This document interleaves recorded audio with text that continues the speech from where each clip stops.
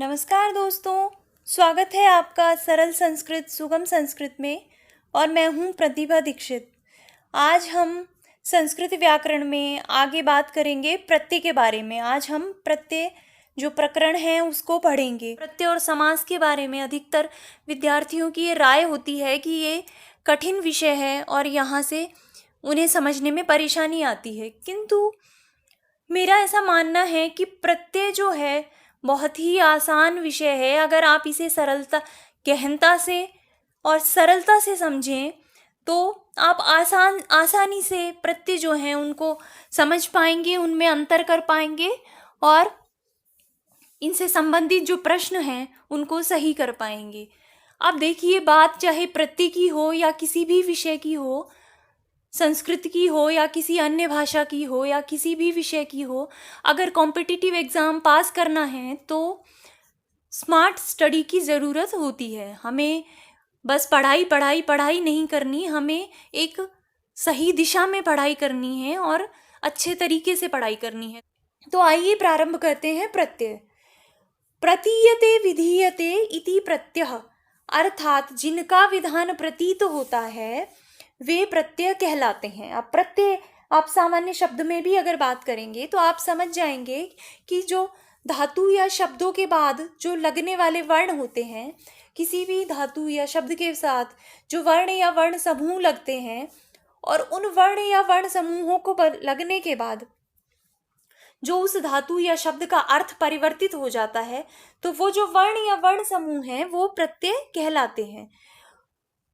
तो यहाँ पर दो बातें हैं कि एक तो बात ये है कि प्रत्यय जो हैं वो किसी भी धातु या शब्द के अर्थ को विशिष्ट बना देते हैं, उसके अर्थ को परिवर्तित कर देते हैं। दूसरी बात जो है वो ये है कि प्रत्यय धातु या शब्द उनके पर में ही होते हैं, हमेशा उनके बाद में भी होते हैं, बाद में ही प्रत्ययों का विधान किया जाता है। संस्कृत में जो प्रत्यय हैं उनका विभाजन मुख्यतः दो प्रकार से किया जाता है। पहला है धातु से होने वाले प्रत्यय और दूसरा है शब्दों से होने वाले प्रत्यय। अब धातुओं से भी कई प्रकार के प्रत्यय होते हैं और शब्दों से भी कई प्रकार के प्रत्यय होते हैं। तो प्रत्यय प्रकरण पढ़ने से पहले हमें ये समझना आवश्यक है कि कौन सा प्रत्यय जो है किस प्रकरण के अंतर्गत आता है और उसमें क्या क्या होते हैं, किस तरह से प्रत्यय होते हैं, किन किन अर्थों में प्रत्यय होते हैं। तो बात करते हैं कि धातुओं से। सबसे पहले प्रत्यय दो तरह से होते हैं। एक तो होते हैं धातुओं से लगने वाले प्रत्यय और दूसरे होते हैं शब्दों से लगने वाले प्रत्यय। धातुओं से लगने वाले जो प्रत्यय हैं वो मुख्यतः दो प्रकार के होते हैं। कौन कौन से? पहला है तिंग संबंधित प्रत्यय और दूसरा है तिंग भिन्न प्रत्यय। तिंग संबंधित प्रत्यय क्या है?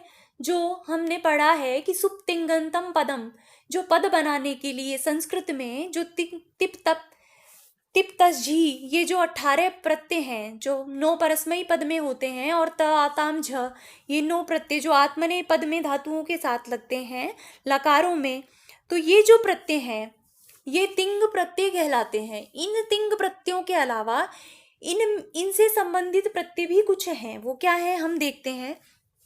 इन तिंग संबंधित प्रत्ययों में 3 तरह के प्रत्यय हैं। पहले हैं तिंग प्रत्यय जिनकी हम बात कर चुके हैं, परस्मयी पद में और आत्मनेय पद में लगने वाले तिप तस जी आदि 18 प्रत्यय। उसके बाद दूसरे तरह के जो प्रत्यय यहाँ पर हैं वो हैं सन, यंग आदि। इसमें क्या है कि सन, यंग, इस तरह के कुछ प्रत्यय हैं जिनको अगर धातु के साथ लगाते हैं तो उसके बाद पुनः उसकी पुनः संज्ञा करनी पड़ती है और फिर धातु संज्ञा होने के बाद फिर उससे तिंग आदि प्रत्यय लगते हैं। तीसरे जो प्रत्यय तिंग से संबंधित हैं वो है विकर्ण प्रत्यय। विकर्ण का तात्पर्य है कि जो गण बनाए गए हैं, धातुओं के जो गण हैं, भवादि गण, कर्यादि गण, जुहादि गण, इस तरह से जो गण हैं धातुओं के, तो प्रत्येक गण के लिए कुछ अलग अलग विधान किया गया है कि इस धातु के, इस गण की जो धातुएं हैं, भवादि गण की जो धातुएं हैं, उनमें इस अर्थ में इस प्रत्यय का विधान है। तो वो जो विकर्ण हैं जो आ जाते हैं प्रत्यय, जैसे भवादि गण में शप प्रत्यय आता है, इसी तरह से कर्यादि गण की धातुओं में शना प्रत्यय आता है। तो ये जो है विकर्ण प्रत्यय हैं। तो तिंग भिन्न जो तिंग से संबंधित प्रत्यय हैं ये 3 प्रकार के होते हैं। हम यहाँ पर जिन प्रत्ययों की बात कर रहे हैं जो तिंग से भिन्न प्रत्यय हैं, जो शब्दों के अर्थ बदल देते हैं, ये जो प्रत्यय हैं ये धातुओं में होते हैं और फिर इनके होने से धातु जो है पद बनती हैं। किंतु ये जो प्रत्यय हैं ये पदों से होते हैं, धातुओं से भी होते हैं और पदों से भी हो सकते हैं। तो तिंग भिन्न जो प्रत्यय हैं ये 4 प्रकार के हैं। पहले है कृत्य प्रत्यय। कृत्य प्रत्यय में 7 प्रत्ययों का उल्लेख किया गया है। उसमें तव्य, तव्यत, अनियर, केलिमर, यत, ण्यत और क्यप, ये जो 7 प्रत्यय हैं इनको कृत्य प्रत्यय कहा गया है। धातुओं से होने वाले तिंग के अतिरिक्त प्रत्यय ये कृत्य हैं जो 7 कृत्य प्रत्यय कहलाते हैं। उसके बाद उणादि प्रत्यय हैं। कुछ धातुओं में कुछ स्पेशल धातुओं का विधान किया गया है लघु सिद्धांत कौमुदी में, उसमें उण आदि प्रत्यय लगते हैं, तो उनका जो वर्णन है वो उणादि प्रकरण में किया गया है। इसके अतिरिक्त पूर्व कृदंत प्रत्यय हैं और उत्तर कृदंत प्रत्यय हैं। तो इस प्रकार से जो धातुओं से प्रत्यय होते हैं उनको कृत प्रत्यय कहा जाता है और इनसे जो संपन्न होने वाले शब्द हैं, धातु लगकर जो पद बनते हैं उनको कहते हैं कृदंत। इस प्रकार से दूसरे 2 प्रत्यय होते हैं जो शब्दों से लगते हैं, वो 2 प्रकार के हैं। शब्दों से लगने वाले जो प्रत्यय हैं उनको तद्धित प्रत्यय कहा जाता है और ये शब्दों से लगने वाले प्रत्यय 2 प्रकार के हैं। पहले जो है वो तद्धित प्रत्यय कहलाते हैं जो अपत्य, पुत्र, भव आदि अर्थों में होते हैं। दूसरे जो प्रत्यय होते हैं शब्दों से लगने वाले वो होते हैं स्त्री प्रत्यय। जब किसी भी पद से स्त्री पद प्रत्यय लगाकर उसको स्त्रीलिंग बनाना हो तो वहां पर स्त्री प्रत्ययों का विधान किया जाता है। 8 स्त्रीत्व के हेतु 8 प्रत्यय हैं जिनका हम आगे विस्तृत रूप से जिनको हम पढ़ेंगे। तो ये हमने प्रत्यय के बारे में एक सामान्य अध्ययन किया कि 2 तरह के प्रत्यय संस्कृत में हैं। पहले होते हैं धातु से होने वाले प्रत्यय और दूसरे हैं शब्दों से होने वाले प्रत्यय। शब्दों से 2 तरह के प्रत्यय होते हैं। पहले हैं तद्धित प्रत्यय जो अपत्य, पुत्र, भव आदि अर्थों में होते हैं और दूसरे हैं स्त्री प्रत्यय जो स्त्रीत्व की विवक्षा में होते हैं। धातुओं से होने वाले पहले तिंग प्रत्यय हैं, तिंग से संबंधित प्रत्यय हैं और दूसरे हैं तिंग भिन्न प्रत्यय जो है कृत प्रत्यय। इन कृत प्रत्ययों के अंतर्गत कृत्य प्रत्यय आते हैं जिनमें 7 प्रत्यय हैं। उसके बाद उणादि प्रत्यय हैं, पूर्व कृदंत प्रकरण के अंतर्गत वर्णित प्रत्यय हैं और उत्तर कृदंत में वर्णित प्रत्यय हैं। तो इन कृत और तद्धित प्रत्ययों में क्या अंतर है, इनमें क्या डिफरेंस है वो हम एक बार देखते हैं कि धातुओं से होने वाले जो तिंग भिन्न प्रत्यय हैं वो कृत प्रत्यय कहलाते हैं और शब्दों से होने वाले जो प्रत्यय हैं सुपादि भिन्न, सुबादि भिन्न, वो कहलाते हैं तद्धित प्रत्यय। कृत प्रत्यय जो है वो कर्ता अर्थ में होते हैं या भाव अर्थ में होते हैं या फिर कर्म अर्थ में होते हैं। लेकिन तद्धित प्रत्यय जो है वो या तो अपत्य अर्थ में होते हैं या पुत्र अर्थ में होते हैं, जैसे रामस्य पुत्रः, इस तरह से वसुदेवः पुत्रः, वसुदेवस्य पुत्रः वासुदेवः। तो इस प्रकार पुत्र अर्थ में होते हैं, भव अर्थ में होते हैं और जात अर्थ में होते हैं। इसके अतिरिक्त और भी प्रकरणों में तद्धित प्रत्यय होते हैं। अब कृदंत प्रत्ययों से संबंधित हम कुछ सामान्य बातें पढ़ते हैं।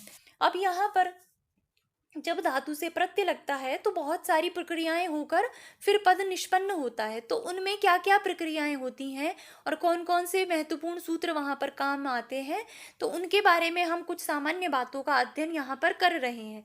तो इनमें हमें कुछ बातें जान लेना आवश्यक है प्रत्यय प्रकरण से संबंधित कि जो तिंग, शित, सार्वधातुकम की तिंग जो प्रत्यय होते हैं और जो शित प्रत्यय होते हैं जिनमें श की इत संज्ञा होती है, ऐसे जो प्रत्यय हैं क्षत्री, शानच आदि, ये जो प्रत्यय हैं ये सार्वधातुक कहलाते हैं। इनकी सार्वधातुक संज्ञा होती है। इसके अतिरिक्त जो भी प्रत्यय हैं धातुओं से होने वाले वो सब आर्धातुक कहलाते हैं। इसका सूत्र है आर्ध धातुकम शेषः। अब इन संज्ञाओं को करने का क्या औचित्य है, ये संज्ञाएं क्यों की गई हैं, तो इसमें एक सूत्र है कि सार्वधातुक आर्ध धातुकयोः, अर्थात किसी भी धातु से परे सार्वधातुक और आर्धातुक प्रत्यय रहने पर धातु में गुण कार्य हो जाता है। अब गुण क्या है, यह हमने संधि के प्रसंग में पढ़ा था कि ई को ए, उ को व, ई को ए, उ को ओ, री को अर और री को अल, ये जो है ये गुण कार्य है। तो अगर धातु के परे सार्वधातुक आर्धातुक हो, सार्वधातुक प्रत्यय हो या फिर आर्धातुक प्रत्यय हो, तो धातु में जो ई उ री री है उनको गुण कार्य हो जाता है। दूसरा सूत्र यहाँ पर आता है पुगंत लघु उपदश्य च, अर्थात उपधा में ही गुण कार्य हो जाता है। उपधा क्या होता है, अलो अंत्यात पूर्व उपधा, अर्थात किसी भी पद में जो किसी भी वर्ण समूह में जो अल है उनमें जो अंतिम अल है, अल का तात्पर्य है जितने भी स्वर और व्यंजन हैं, तो अलो अंत्यात पूर्व उपधा, अलो में अल का तात्पर्य स्वर या व्यंजन, उनमें जो भी अंतिम अल है अर्थात सबसे लास्ट में जो वर्ड है उससे पहले का जो वर्ण है वो उपधा होता है। जैसे ये है, जैसे आप लीजिए पठ धातु, उदाहरण के लिए लीजिए पठ धातु, तो यहाँ पर उपधा क्या है, अलो में अंतिम अल कौन है, यहाँ पर अंतिम व्यंजन है, अंतिम वर्ण है ठ, और इससे पहले का जो पा में आ है ये है इससे पूर्व का वर्ण, तो यहाँ पर जो सेकंड लास्ट अल्फाबेट होता है उसको उपधा, उसकी उपधा संज्ञा होती है। तो इस सूत्र से पुगंत लघु उपदश्य च से ये कहता है कि पुक अंत वाली जो लघु पद हैं, जो लघु उपदा वाले जो धातुएं हैं उनमें भी गुण कार्य हो जाता है। इस तरह से दूसरा यहाँ पर एक और सूत्र आता है अचोणिति, अर्थात जहां पर भी ईत संज्ञक प्रत्यय परे हो या फिर णित संज्ञक प्रत्यय परे हो, इस तरह के प्रत्यय परे हो तो जो अच है उनको वृद्धि कार्य हो जाता है। जो धातुओं में अच है उनको, अंतिम जो अच है उनको वृद्धि कार्य हो जाता है। अतो उपधाया सूत्र क्या कहता है कि जो उपधा में जो अत है उसको वृद्धि कार्य हो जाता है, इस तरह से। और किंगति जो सूत्र है वो क्या कहता है कि जहां पर भी कित संज्ञक हो, किंगति में है कित, जहां पर क की इत संज्ञा हुई हो ऐसे प्रत्यय, और जहां पर ग की इत संज्ञा हुई हो ऐसे गित प्रत्यय परे होने पर इन गुण और वृद्धि कार्य का निषेध हो जाता है, इस तरह से। तो ये सूत्र यहाँ पर बार बार काम में आएंगे, जिनमें से तिंग सित सार्वधातुकम जो है सार्वधातुक संज्ञा करने का सूत्र है, आर्धातुकम शेष जो है आर्धातुक संज्ञा करने का सूत्र है। इसके बाद सार्वधातुक आर्धातुक सूत्र जो है वो धातु में गुण कार्य करता है। उसके अतिरिक्त जो पुगंत लघु उपदश्य सूत्र है उससे उपधा में भी गुण कार्य होता है। अचोणिति सूत्र में यित और णित प्रत्यय परे रहते जो अच है उनको वृद्धि कार्य होता है, और अतो उपधाया से उपधा में वृद्धि कार्य होता है अथ। इसके अतिरिक्त जहां पर भी कित और गित ये प्रत्यय हों वहां पर इन गुण और वृद्धि का निषेध होता है, इस प्रकार से। तो सबसे पहले हम इन प्रत्ययों में बात करने वाले हैं जो कृदंत प्रत्यय है, उसके अंतर्गत हम सबसे पहले कृत्य प्रत्यय के बारे में बात करते हैं। इसमें 7 प्रत्यय सम्मिलित हैं। कृत्य जो प्रकरण है इसमें 7 प्रत्ययों का उल्लेख किया गया है। वो कौन कौन से हैं? तव्य, तव्यत, अनियर, केलिमर, यत, ण्यत और क्यप। अब सबसे पहले हम जो है यहाँ पे ये जो 4 हैं इनके बारे में की है जोड़े में बताया गया है, तो हम इनको साथ साथ ही पढ़ने का प्रयास करते हैं। सबसे पहले बात करते हैं तव्य, तव्यत और अनियर की। इसके बारे में कहा गया है कि तव्य, तव्यत, अनियरः, अर्थात ये जो प्रत्यय हैं इनकी कृत्य संज्ञा होती है। ये जो प्रत्यय हैं तव्य, तव्यत और अनियर ये कृत्य संज्ञक हैं, ये कृत्य प्रत्यय कहलाते हैं। उसके अतिरिक्त तयो एव कृत्य त खलर्था, इनमें से जो कृत्य प्रत्यय हैं, किनमें से? जो कृदंत, जितने भी कृदंत प्रत्यय हैं उनमें से जो कृत्य प्रत्यय है, जो त प्रत्यय है और जो खल अर्थक जो प्रत्यय हैं उन सब वो सभी भाव और कर्म में होते हैं। भाव और कर्म में तव्य, तव्यत और अनियर ये प्रत्यय होते हैं। यहाँ पर चाहिए और योग्य अर्थ में, जहाँ पर भी चाहिए और योग्य अर्थ हो वहाँ पर तव्य, तव्यत और अनियर प्रत्यय का प्रयोग किया जाता है। और ये कहाँ पर होते हैं? भाव और कर्म में। जहाँ पर किसी पद में भाव संज्ञा हो या कर्म संज्ञा हो वहाँ पर तव्य, तव्यत और अनियर प्रत्यय होते हैं। तव्यत का तव्य शेष रहता है। यहाँ पर ये जो दो प्रत्यय दिए गए हैं तव्यत और तव्य, ये देने का एक स्पेशल कारण है। जो पाणिनि ने जो अष्टाध्यायी लिखी है उसमें कोई भी जो कार्य किया गया है वो व्यर्थ ही नहीं किया गया है। यहाँ पर हर कार्य को करने का कोई ना कोई उद्देश्य है। तो यहाँ पर तव्य प्रत्यय से ही काम चल जाता, क्योंकि यहाँ पर तव्यत में भी तव्य ही शेष रहता है। किंतु इन्होंने अलग से जो तव्यत का उल्लेख किया है वो इसलिए किया गया है कि यहाँ पर जो तव्यत है उसमें ता इत संज्ञा होने के कारण ये तित प्रत्यय हो गया है। तो तव्यत में कुछ कार्य ऐसे हैं जो तित प्रकरणों में होते हैं और वो तव्य में नहीं हो सकते थे, इसलिए यहाँ पर तव्य और तव्यत इस प्रकार दो अलग अलग प्रत्ययों का विधान किया गया है। तव्यत का तव्य ही शेष रहता है और तव्य का भी तव्य शेष रहता है। और जो अनियर है उसमें से इस र की हल अंतिम हल की इत संज्ञा होकर हलंत्यम से और अनीय शेष रहता है।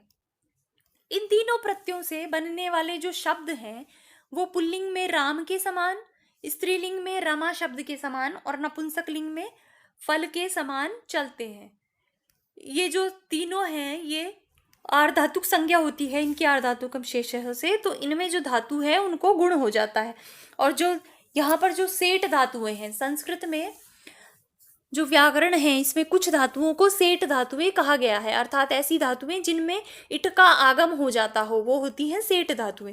तो ऐसी जो सेठ धातुएं हैं जिनमें इट का आगम होगा वहां पर जब ये प्रत्यय लगेंगे तो उनमें इट का आगम हो जाएगा तव्यत प्रत्यय में, क्योंकि जो इट का आगम है वो वलादि परे रहते होता है। वलादि का तात्पर्य है कि या को छोड़कर कोई भी व्यंजन अगर परे हो तो अगर सेठ धातु वो है तो उसको इट का आगम हो जाता है। तो यहाँ पर तव्यत प्रत्यय के प्रसंग में इट का आगम होगा। अनियर में चूंकि पूर्व में आ है, कहा कोई हल नहीं है, इसलिए यहाँ पर इट का आगम नहीं होता, केवल तव्यत में इट का आगम होता है। अब हम उदाहरण देखते हैं, तव्यत के उदाहरण देखते हैं। सबसे पहले कि पठ धातु जो है उससे अगर तव्यत प्रत्यय होता है तो पुल्लिंग में शब्द बनता है पठितव्यः और स्त्रीलिंग में पठितव्या, नपुंसक लिंग में पठितव्यम। तो जहां पर भी आपको बाद में तव्य पद दिखाई दे वहां पर होता है तव्यत प्रत्यय। ऐसे ही हस धातु से हसितव्यः, हसितव्या, हसितव्यम। साश धातु से साशितव्यः, साशितव्यः, सासितव्यम। अस धातु से भवितव्यः, भवितव्या, भवितव्यम। क्री धातु से कर्तव्यः, कर्तव्यः, कर्तव्यम। यहाँ पर क्री का गुण होकर अर हो गया है और यहाँ पर जो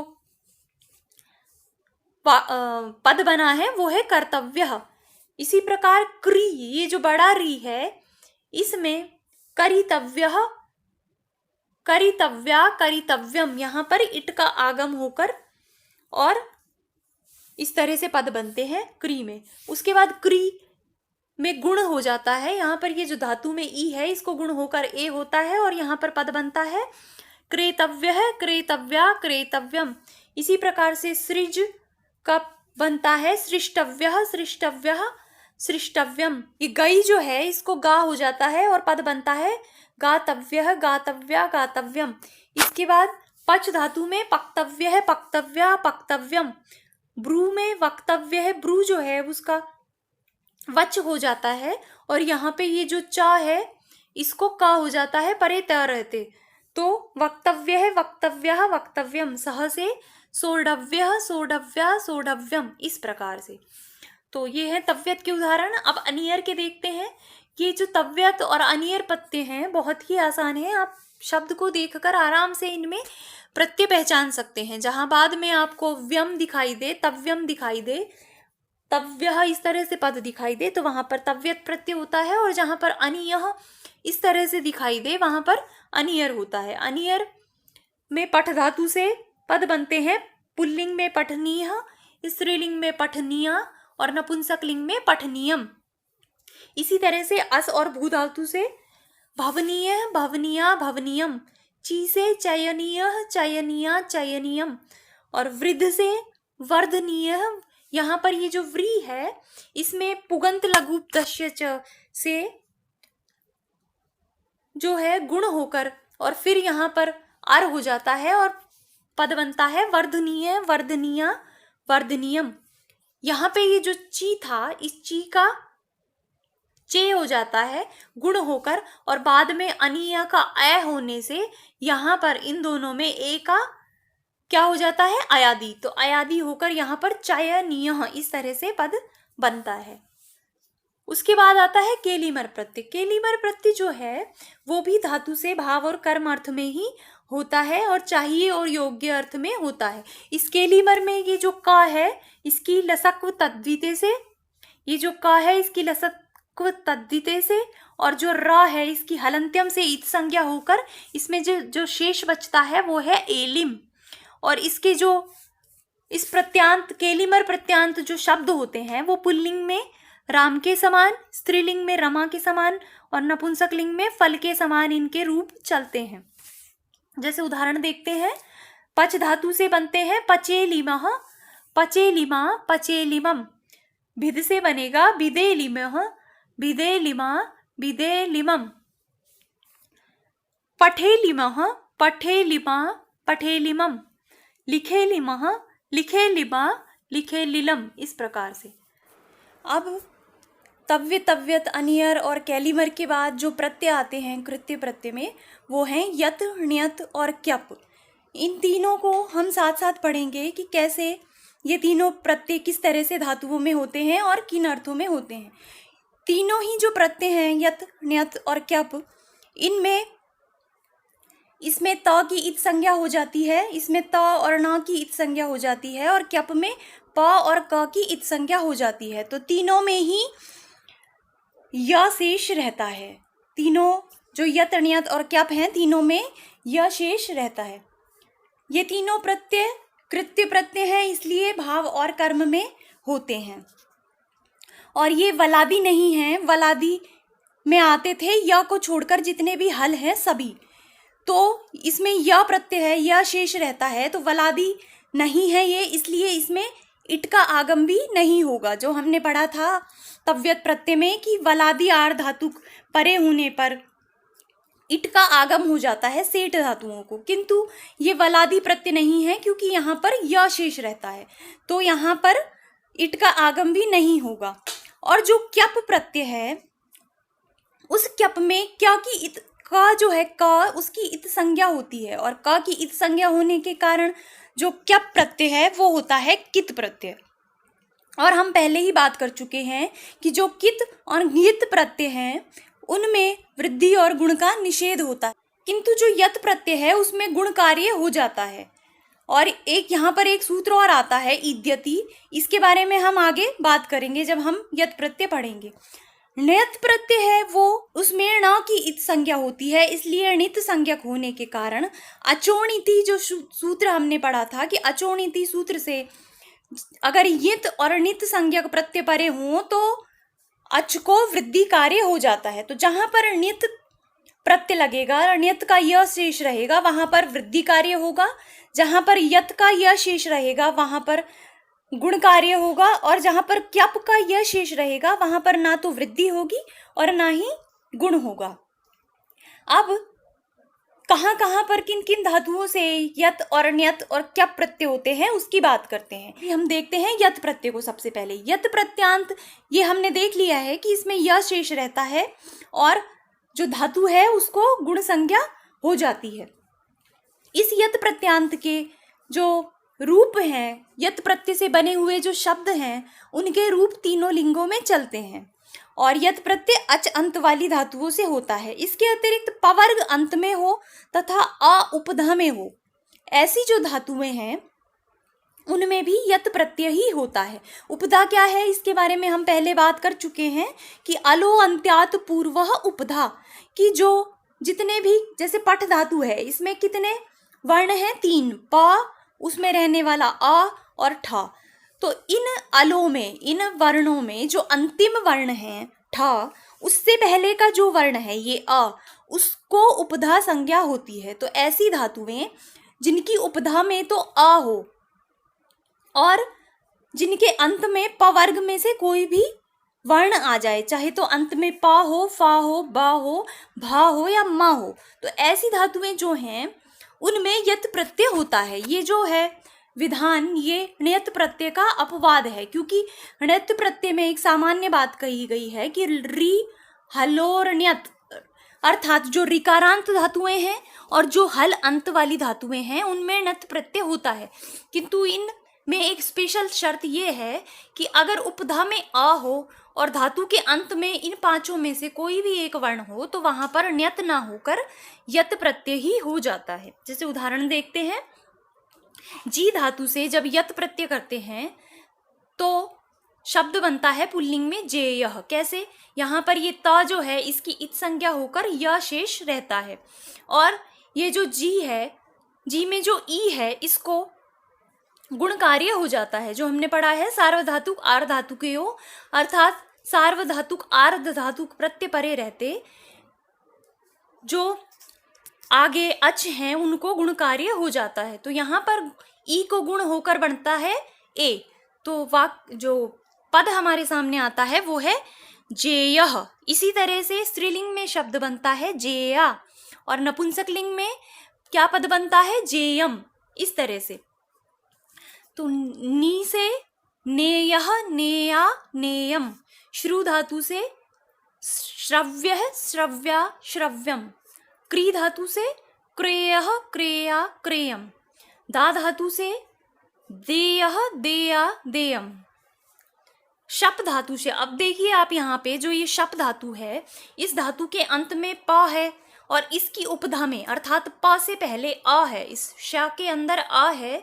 तो ऐसी धातु जिसके अंत में पवर्ग हो और उपधा में आ हो, तो ऐसी ये धातु शप है। तो इस पे यहाँ पे यत प्रत्यय होता है, और यत प्रत्यय होकर जो शब्द बनते हैं वो है शप्यः, शप्या, शप्यम। इस तरह से, इसी तरह से लब धातु में भ जो है पवर्गांत और लग में जो आ है उपधा में आ, तो यहाँ पर भी यत प्रत्यय होकर शब्द बनते हैं लभ्यः, लभ्या, लभ्यम। इस तरह से तो ये है यत प्रत्यय की बात। अब ण्यत की बात करते हैं। ण्यत प्रत्यय में क्या है कि जो री वर्णांत और हलंत धातु हैं, ऐसी धातुएं जिनके अंत में या तो री है या जिनके अंत में हल है, व्यंजन है, तो ऐसी धातुओं से ण्यत प्रत्यय होता है।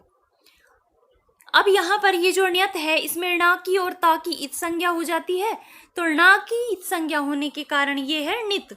तो अचोणिति सूत्र से धातु में वृद्धि कार्य हो जाता है जहां पर भी ण्यत प्रत्यय लगा हो।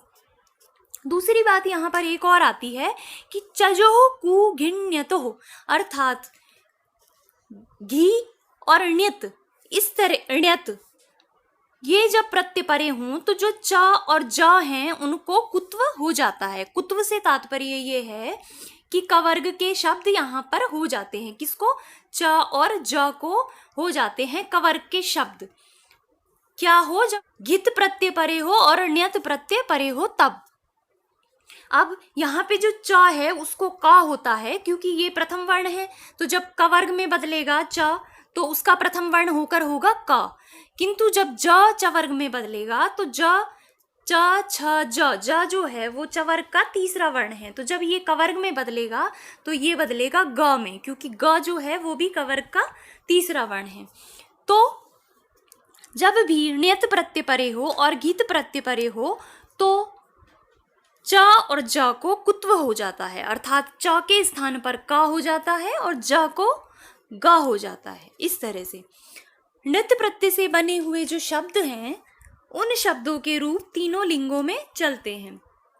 जैसे धातु है क्री, यहाँ पर री वर्णांत धातु है, इस क्री के अंत में क्या है? री, तो यहाँ पर होगा ण्यत प्रत्यय, और ण्यत प्रत्यय होने से पुल्लिंग में शब्द बनता है कार्यः, स्त्रीलिंग में शब्द बनता है कार्या, और नपुंसक लिंग में शब्द बनता है कार्यम। अब इस क्री में जो री है इसको वृद्धि होकर बनता है आर, वृद्धि जब होती है तो क्या बनता है री का आर। तो जब आर र को ऊपर लगाएंगे तो यहाँ पर शब्द बनेगा कार्यः, इस तरह से। इसी तरह से स्मृ जो धातु है स्मृ, इसमें भी ऋकारांत होने से वृद्धि होकर पद बनता है स्मार्यः। स्त्रीलिंग में स्मार्या और नपुंसक लिंग में स्मार्यम। इसी तरह से पठ धातु में ये हलंत है। पठ धातु में जो ठ है ये व्यंजन है, तो हलंत होने से यहाँ पर अणत प्रत्यय होता है और इसमें जो अ है उसको वृद्धि होकर आ हो जाता है। तो यहाँ पर पद बनते हैं पाठ्यः, पाठ्या, पाठ्यम, इस तरह से।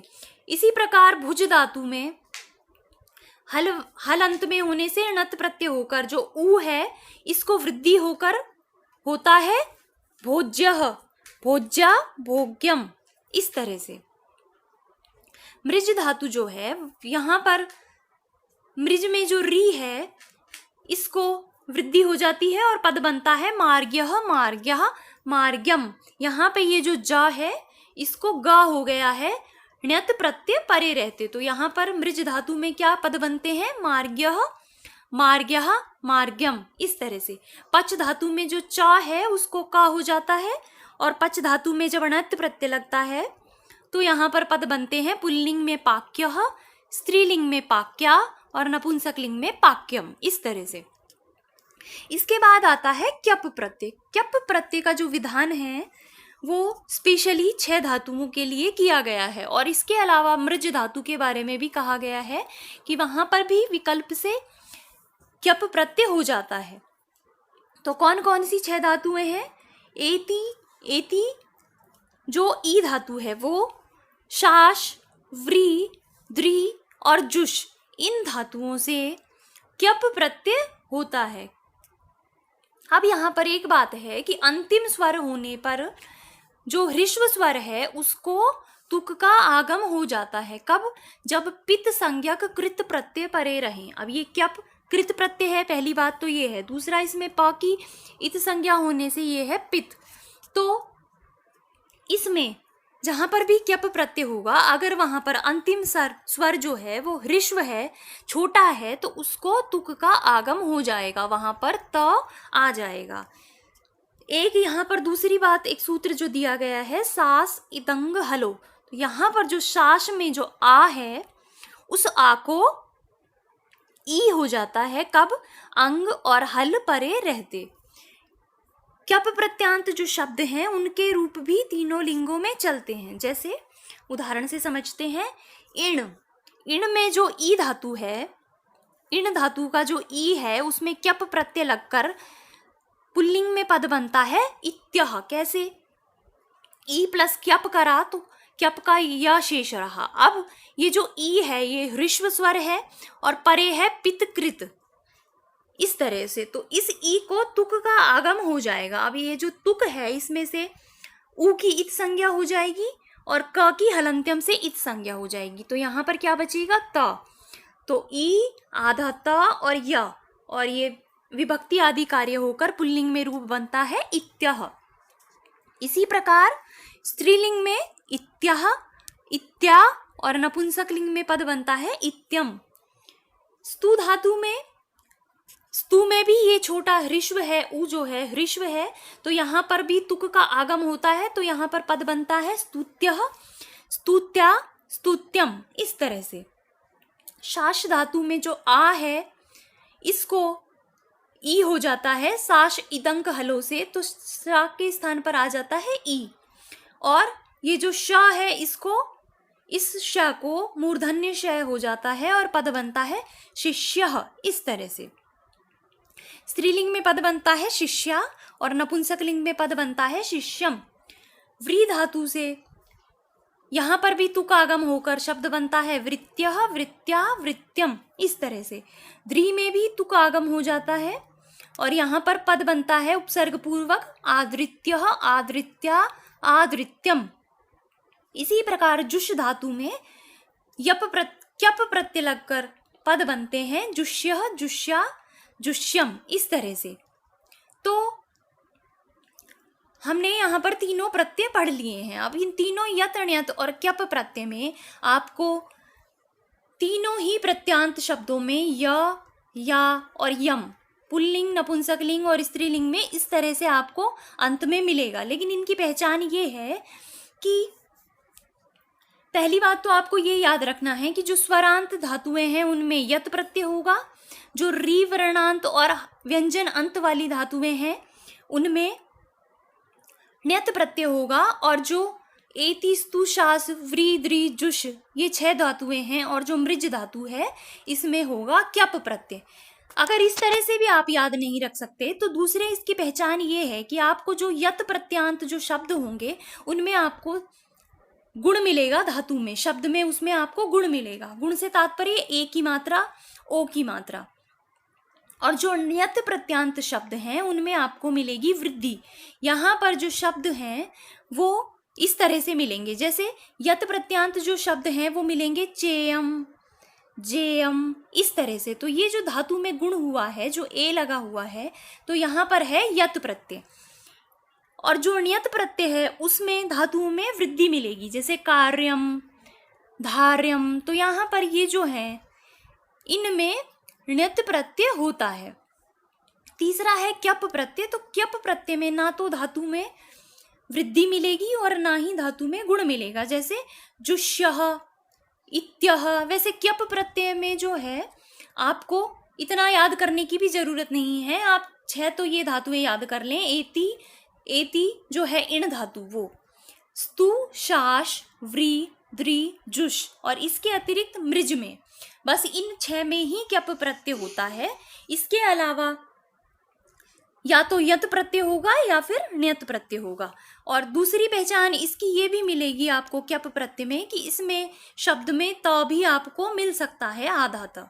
तो इस तरह से यहाँ पर जो यत, ण्यत और क्यप प्रत्यय हैं इनके साथ ही जो कृत्य प्रत्यय हैं उनका प्रसंग समाप्त होता है। अगले वीडियो में हम जो कृदंत में जो बचे हुए प्रत्यय हैं उनके बारे में पढ़ेंगे।